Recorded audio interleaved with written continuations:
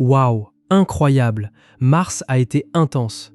Et si vous vous êtes senti épuisé émotionnellement, comme si quelque chose en vous avait été pressé, vidé, poussé à sa limite pendant tout ce mois, ce n'est pas sans raison. Parce que demain, le 31 mars, un changement majeur se produit. Vénus entre enfin en Taureau. Et plus j'observe cette énergie, plus j'ai le sentiment que ce passage correspond exactement à l'activation de l'amour et de l'abondance que beaucoup attendaient, parfois sans même savoir qu'ils l'attendaient. Mais ce qui me frappe le plus, ce n'est même pas seulement ce qui arrive demain. C'est le fait que la plupart des gens ne réalisent pas encore que tout ce qu'ils ont traversé ce mois-ci n'avait rien d'aléatoire.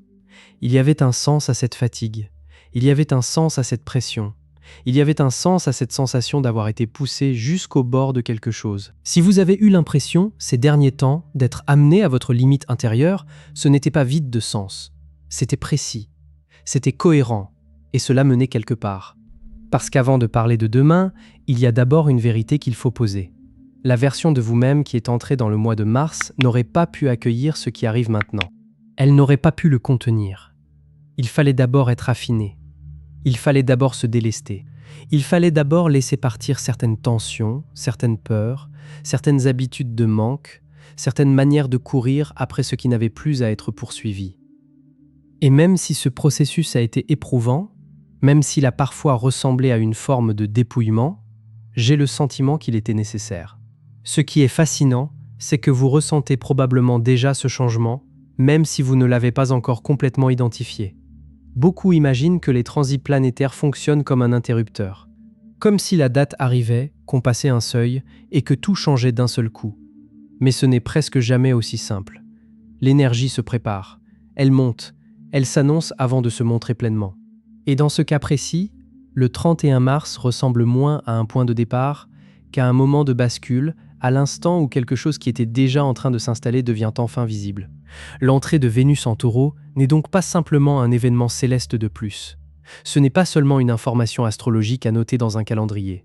Cela ressemble plutôt à la dernière pièce d'un ensemble qui vient enfin s'emboîter. Et ce qui rend ce passage si fort, c'est que son énergie était déjà perceptible avant même son arrivée exacte. Cette agitation que beaucoup ont ressentie, cette impression diffuse qu'un moment important approche, cette sensation qu'il se passe quelque chose sans pouvoir encore le nommer. Tout cela ne me paraît pas relever du hasard. J'y vois le signe que le corps, l'intuition et le système nerveux captaient déjà la transition. Je l'ai observé aussi dans des détails très concrets. Certaines personnes se sentent soudain attirées vers des choses extrêmement précises. Le confort, la stabilité, la sécurité, des objets de qualité, des tissus plus doux, une nourriture plus riche, plus nourrissante, plus sensorielle, des espaces plus beaux, plus harmonieux, plus apaisants. Et ce mouvement a du sens parce que Vénus en Taureau ne parle pas le langage de l'idée abstraite. Elle parle le langage du monde physique. Avec cette énergie, il n'est pas question de théorie, de projection ou de possibilités lointaines. Il est question de ce que l'on peut toucher, sentir, goûter, voir, habiter, vivre dans son corps maintenant. C'est ce qui rend ce transit si particulier. Le mental peut encore être en retard, mais le corps, lui, a déjà commencé à comprendre. Et si Mars a été aussi rude, c'est précisément parce qu'il répondait à une logique astrologique très claire. Ce mois a été intense. Et si vous avez commencé Mars d'une manière pour le terminer en vous sentant presque comme quelqu'un d'autre, comme si quelque chose en vous avait été vidé puis reconstruit, vous n'êtes pas seul. Beaucoup ont vécu cette sensation. Beaucoup ont eu le sentiment d'avoir traversé une forme de pression constante, un cycle de fatigue émotionnelle, de vulnérabilité, de retour d'anciennes blessures, comme si quelque chose remuait en profondeur sans leur laisser de répit. Au premier regard, cela peut paraître confus. Pourquoi tout semblait-il vaciller à la fois ? Pourquoi certaines douleurs anciennes ont-elles refait surface précisément maintenant ? Pourquoi cette impression d'être testé constamment dans le rapport à l'amour, à l'argent, à la valeur personnelle, à la sécurité intérieure ? Pourquoi ce mois a-t-il semblé si chargé, si serré, si peu respirable ? Pour moi, une grande partie de la réponse se trouve dans le fait que Vénus a traversé le Bélier pendant la majeure partie de Mars. Et en astrologie, Vénus en Bélier est considérée comme étant en détriment. Autrement dit, elle n'y évolue pas naturellement, elle n'y est pas dans ses meilleures conditions. Elle fonctionne hors de son élément, dans un climat qui ne lui ressemble pas. Et il suffit de regarder la nature de ces deux énergies pour comprendre pourquoi cela a été si éprouvant. Vénus représente l'harmonie, l'attraction, la beauté, la lenteur, le magnétisme, la capacité à recevoir. Elle attire avec douceur. Elle relie. Elle apaise. Le Bélier, à l'inverse, relève du feu, de l'urgence, de l'impulsion, de l'élan, de la conquête, du combat, de la nécessité d'avancer vite, parfois avant même de ressentir. Quand Vénus traverse le Bélier, l'amour et l'argent peuvent alors prendre la forme d'une lutte. On poursuit au lieu de recevoir, on force au lieu d'attirer, on s'épuise au lieu de se sentir nourri. Et c'est exactement ce que beaucoup ont traversé. Les relations ont pu devenir plus tendues, plus réactives, plus instables. L'argent a pu paraître plus rare, plus chaotique, plus incertain. L'estime de soi a pu être éprouvée de manière frontale. Beaucoup ont eu le sentiment de se battre pour des choses qui, en temps normal, devraient circuler plus naturellement. Mais c'est ici qu'un autre niveau de lecture apparaît. Parce que je ne pense pas que cette lutte ait été vaine. Je ne pense pas qu'elle ait été un simple moment de dureté sans fonction. Chaque conversation difficile de ce mois, chaque fois où vous avez dû vous défendre, chaque fois où vous avez été confronté à la peur de ne pas être assez, chaque fois où une ancienne douleur a réapparu. Tout cela a participé à nettoyer une ancienne énergie, tout cela préparait l'espace. Tout cela enlevait ce qui n'aurait pas pu entrer avec vous dans la suite. Vénus ne peut pas apporter l'abondance tant que l'on reste agrippé à des schémas qui la bloquent.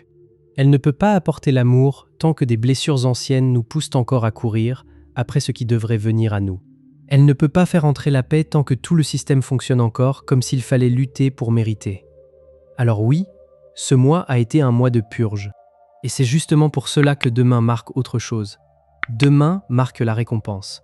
Demain marque le relâchement. Demain marque le retour d'une énergie capable de nourrir au lieu d'arracher. Le 31 mars à midi, Vénus entre en Taureau. Et astrologiquement, ce détail compte énormément. Lorsqu'une planète entre dans le signe qu'elle gouverne, on dit qu'elle est en domicile. Cela signifie, en substance, qu'elle revient chez elle. Elle retrouve son terrain naturel. Elle retrouve sa puissance. Elle retrouve une manière d'agir qui lui correspond pleinement. Et ce passage du Bélier au Taureau se sent presque immédiatement. C'est comme quitter un espace bruyant, nerveux, chaotique, saturé, pour entrer dans un lieu plus calme, plus stable, plus raffiné, presque protecteur. L'énergie frénétique commence à se retirer. L'urgence perd son emprise. Le besoin de pousser encore, de forcer encore, de courir encore, commence à se dissoudre. Et à sa place, quelque chose d'autre s'installe. Quelque chose de plus profond, de plus ancré, de plus réceptif. Quelque chose qui ressemble à un vrai soulagement. Et je pense que beaucoup vont d'abord le sentir dans leur corps avant de le comprendre avec leur tête. Cette tension logée dans la poitrine peut commencer à s'adoucir. L'agitation qui empêchait le repos peut commencer à descendre. La respiration peut devenir plus profonde, plus lente, plus pleine. Comme si le corps recevait enfin le signal qu'il peut relâcher ce qu'il tenait depuis trop longtemps. C'est important, parce que Vénus en Taureau ne passe pas d'abord par le mental. Elle agit à travers le système nerveux. Elle agit à travers la sensation. Elle agit à travers le rapport direct au monde physique. Et quand le système nerveux reçoit enfin la permission de se détendre, alors tout le reste commence à se réorganiser avec lui. Les pensées deviennent plus claires, les émotions se stabilisent, la pression intérieure baisse.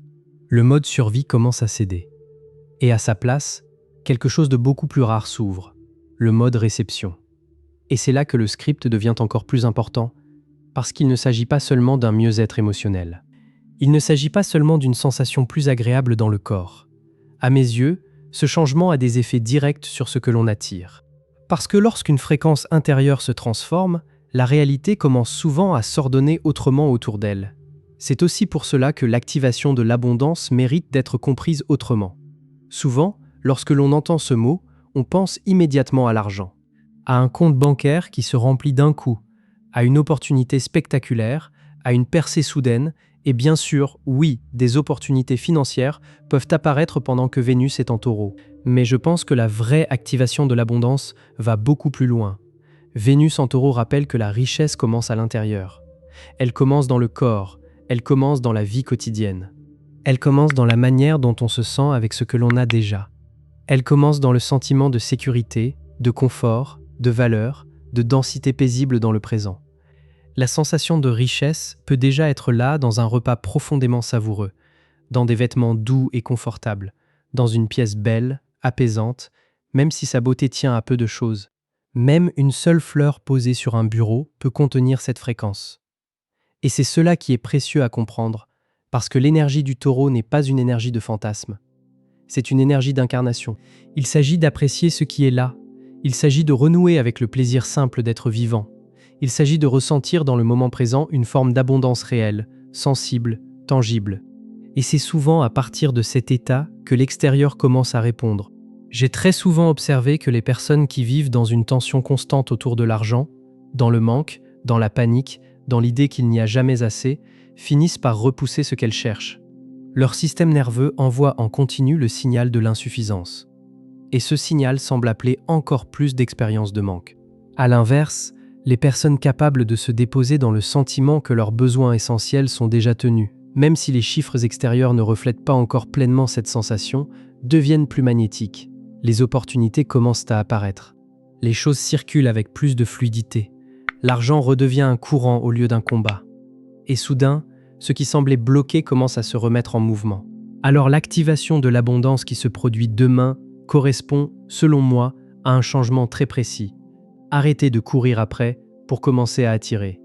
Quittez la force, quittez la lutte, quittez la crispation, entrez dans l'accueil, entrez dans la réception. Entrez dans une manière plus stable, plus lente, plus incarnée de laisser les choses venir à soi. Et après le mois que nous venons de traverser, je pense sincèrement que beaucoup sont enfin prêts pour cela. Et ce basculement ne concerne pas seulement l'argent. Il concerne aussi profondément l'amour. Parce que c'est là que Vénus en taureau révèle toute sa nature. Le taureau n'aime ni le drame, ni le flou, ni les jeux, ni les dynamiques qui vous maintiennent dans l'attente. Il veut quelque chose de réel, quelque chose de solide, quelque chose de fiable, quelque chose qui repose sur la constance plus que sur la confusion. Si vous étiez dans une situation marquée par l'incohérence, par des alternances de proximité et de distance, par un lien où vous ne saviez jamais vraiment où vous en étiez, alors Vénus en taureau peut rendre cette situation beaucoup plus claire. Soit vous allez naturellement vous en éloigner, soit l'autre personne va devoir se montrer à la hauteur. Mais ce qui devient plus difficile à maintenir, c'est l'entre-deux. L'ambiguïté commence à perdre sa place. Parce que quand Vénus entre en taureau, les standards montent. Pas dans une logique de jugement, pas dans une logique de dureté, mais dans une logique de respect de soi. On comprend plus profondément qu'on n'a pas besoin du chaos pour sentir quelque chose. On comprend qu'on n'a pas besoin d'une intensité instable pour appeler cela de l'amour. On commence à vouloir la paix, la constance, une parole tenue. Une présence réelle. Un lien dans lequel le corps ne se crispe pas. Pour celles et ceux qui sont célibataires, j'y vois l'un des moments les plus favorables de l'année pour attirer une relation sérieuse et engagée. Mais la clé est déjà dans le texte. Il faut incarner ce que l'on cherche. Il faut devenir stable, ancré, présent, en paix avec soi-même. Parce que l'énergie du taureau ne poursuit pas. Elle attire, elle rayonne, elle laisse venir ce qui est à sa hauteur. Alors si vous avez cherché un partenaire dans l'anxiété, dans la peur d'être seul, dans l'impression qu'il fallait faire plus, montrer plus, forcer plus, ce transit invite à interrompre ce mouvement. Il invite à se détendre, à prendre soin de soi, à créer une vie si belle, si dense, si confortable, si sincèrement habitable, que votre bonheur cesse de dépendre de l'arrivée de quelqu'un. Et très souvent, c'est précisément dans cet état que la rencontre devient possible. Pour celles et ceux qui sont déjà en couple, cette énergie demande autre chose.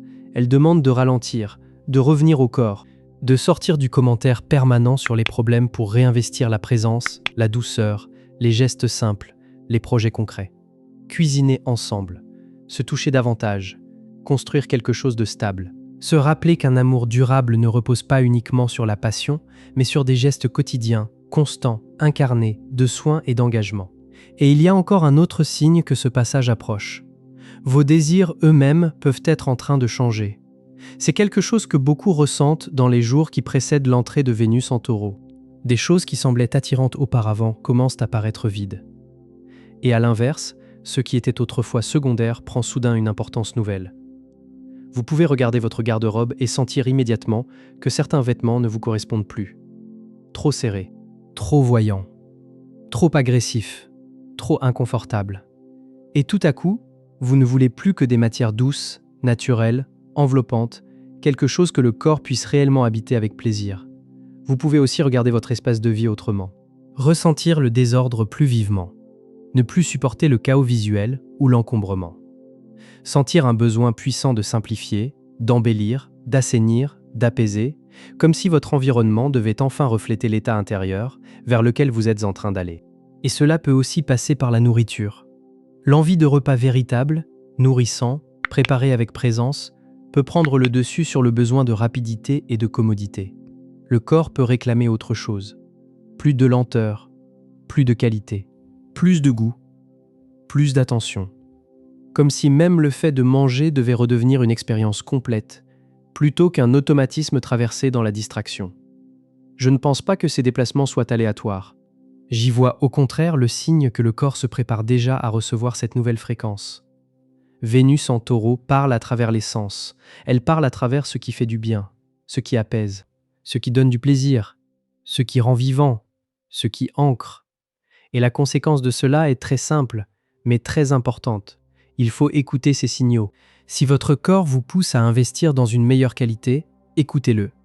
Si votre intuition vous dit qu'il est temps d'améliorer votre environnement, faites-lui de la place. Si vous ressentez un besoin plus fort de repos, de confort, de beauté, de lenteur, de présence, honorez-le. Parce que ce n'est pas secondaire. C'est précisément la manière dont cette énergie cherche à entrer dans votre vie. Les mécanismes de manifestation liés à Vénus en Taureau ne ressemblent pas à ceux d'autres transits. Ici, il ne s'agit pas principalement de visualiser, de penser plus fort ou de répéter des affirmations jusqu'à épuisement. Il s'agit d'incarner une sensation. Il s'agit de ressentir dans le corps ce que ferait déjà exister ce que vous désirez. Il s'agit de laisser la matière, le rythme, l'environnement et le système nerveux devenir les terrains de cette transformation. Et il y a justement pour demain un point essentiel que beaucoup risquent de manquer. J'y reviens maintenant parce qu'à mes yeux, une grande partie de l'activation se joue là. Si ce point n'est pas compris, l'énergie peut rester théorique. Elle peut passer à côté. Elle peut ne pas être intégrée. Ce que beaucoup comprennent mal à propos de la manifestation sous Vénus en Taureau, c'est l'idée qu'il faudrait faire davantage. Travailler plus, pousser plus, provoquer plus, accélérer encore. Mais cela appartient à l'ancienne énergie du Bélier. Et c'est précisément cette logique que nous sommes en train de quitter. Vénus en Taureau demande l'inverse. Elle demande de ralentir, de se reposer, de cesser d'être constamment dans l'effort, de créer de l'espace pour recevoir. Et oui, cela peut sembler profondément contre-intuitif dans un monde qui valorise la suractivité, la production permanente et l'épuisement comme preuve de valeur. Mais cette énergie rappelle quelque chose de fondamental. On ne peut pas recevoir quand on tient déjà tout trop fort. On ne peut pas attirer quand on est occupé à poursuivre. Et l'abondance ne peut pas trouver un corps qui court partout dans la panique. Alors demain, le 31 mars, je vous invite à faire quelque chose de très simple, mais de profondément puissant. Donnez-vous la permission de vous arrêter. Même pendant 1 heure, même pendant 20 minutes, peu importe la durée exacte. Ce qui compte, c'est de créer un moment où vous n'êtes pas dans le faire, mais dans la présence. Cela peut être un long bain. Cela peut être un moment dehors, avec le soleil sur la peau. Cela peut être la préparation d'un beau repas, mangé lentement, avec attention, avec plaisir, en savourant chaque bouchée. Cela peut être une musique que vous aimez, et le simple fait de vous allonger pour l'écouter sans vouloir transformer cela en tâche productive. Quelle que soit la forme que ce moment prend, rendez-le sensoriel, rendez-le agréable, rendez-le dense. Faites-en un espace qui vous ramène dans votre corps et qui vous sort du mental saturé. Parce que c'est ainsi, selon moi, que ce portail s'active. C'est ainsi que vous montrez à l'univers que vous ne cherchez plus seulement à obtenir, mais que vous êtes réellement prêt à recevoir. Et si ce moment s'accompagne d'une intention posée avec douceur, d'une demande claire concernant l'amour, l'argent ou la direction de votre vie, cela peut être encore plus fort. Mais il n'y a rien à forcer, rien à compliquer, rien à dramatiser. Il s'agit simplement de ressentir, le plus sincèrement possible, ce que ferait naître dans votre corps la présence de ce que vous désirez déjà, puis de laisser le système nerveux se détendre dans cette sensation. C'est là que le travail se fait, c'est là que la fréquence change. Maintenant, ce transit n'agit pas de la même manière pour tout le monde, même si chacun y reçoit quelque chose. Je veux donc aborder brièvement la manière dont il peut se manifester selon le signe solaire ou l'ascendant, parce que l'énergie générale est commune, mais elle active des zones différentes du thème. Si vous êtes Bélier, cela concerne votre 2e maison, celle de l'argent et de la valeur personnelle. Cela peut correspondre à l'une de vos périodes les plus lucratives de l'année. L'enjeu est d'augmenter vos revenus tout en reconnaissant plus profondément votre valeur intrinsèque. Si vous êtes Taureau, c'est votre moment. Vénus dans votre première maison agit comme une transformation personnelle rayonnante. Vous êtes plus magnétique, plus attirant, plus confiant. Cette énergie peut vraiment être utilisée pour vous réinventer et attirer ce que vous voulez. Si vous êtes Gémeaux, Vénus traverse votre 12e maison. Ici, le mouvement est plus intérieur. Il parle de lâcher prise, de guérison, de fermeture d'un ancien cycle et de préparation silencieuse pour ce qui viendra plus tard dans l'année. Pour le Cancer, cette entrée illumine votre 11e maison, celle de la communauté et des objectifs futurs. L'abondance passe ici par le réseau, par les connexions, par le fait de partager votre vision et d'oser collaborer. Pour le Lion, cela touche le secteur de la carrière et de l'image publique. Vous pouvez être davantage vu, davantage reconnu, davantage valorisé sur le plan professionnel. C'est un moment favorable pour une promotion, une augmentation ou le lancement public de quelque chose d'important. Pour la Vierge, la 9e maison s'active. Voyage, études, expansion, ouverture. Les opportunités viennent de l'extérieur de votre environnement habituel. Restez ouvert à ce qui élargit votre regard et vous fait sortir de vos anciens cadres. Pour la Balance, la 8e maison s'illumine. Cela concerne les ressources partagées, l'intimité profonde, la transformation, les liens où l'on s'engage réellement. Les partenariats financiers ou les connexions émotionnelles profondes prennent ici une place centrale. Pour le Scorpion, cela touche la 7e maison, celle des relations engagées. Si vous cherchez un partenaire sérieux, la période peut être particulièrement significative. Et si vous êtes déjà en couple, elle peut approfondir le lien, stabiliser ce qui compte, faire émerger quelque chose de plus solide. Pour le Sagittaire, la 6e maison, celle de la routine quotidienne et de la santé, est activée. Il devient important de trouver du plaisir dans vos habitudes de tous les jours, d'améliorer votre bien-être physique et de rendre votre travail plus habitable, plus humain, plus agréable. Pour le Capricorne, cela touche la 5e maison. Créativité, romance, plaisir. L'énergie vous invite à vous autoriser davantage de joie, à prendre des risques en amour, à créer sans vous soucier immédiatement du résultat, à laisser revenir quelque chose de vivant. Pour le Verseau, la 4e maison, celle du foyer et de la famille, est activée. Il peut devenir essentiel d'investir dans votre espace de vie, de renforcer vos fondations, de créer un lieu qui vous procure un sentiment profond de sécurité et de paix. Et pour les Poissons, cela touche la 3e maison, celle de la communication et de l'environnement proche. L'argent et l'amour peuvent venir à travers l'écriture, l'enseignement, les échanges ou les personnes présentes dans votre entourage immédiat. Mais au-delà de la maison activée, il y a une vérité plus profonde que je veux laisser résonner jusqu'à la fin. J'ai vraiment le sentiment que l'univers vous a préparé et que vous êtes enfin prêt.